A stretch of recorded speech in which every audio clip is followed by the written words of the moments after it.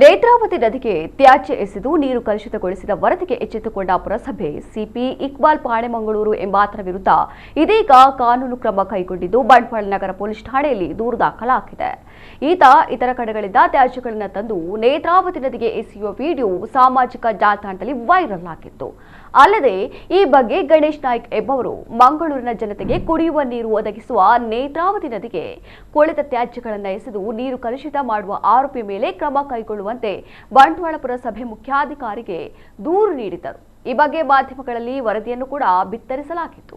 ಇದರಿಂದ ಎಚ್ಚೆತ್ತುಕೊಂಡ ಪುರಸಭೆ ಮುಖ್ಯಾಧಿಕಾರಿ ತೀರ್ಥ ಪ್ರಸಾದ್ ಇದೀಗ ಬಂಟ್ವಾಳ ನಗರ ಪೊಲೀಸರಿಗೆ ದೂರು ನೀಡಿ ಆರೋಪಿಯ ವಿರುದ್ಧ ಕಾನೂನು ಕ್ರಮ ಕೈಗೊಳ್ಳಲು ಸೂಚಿಸಿದ್ದು ಪ್ರಕರಣ ದಾಖಲಾಗಿದೆ.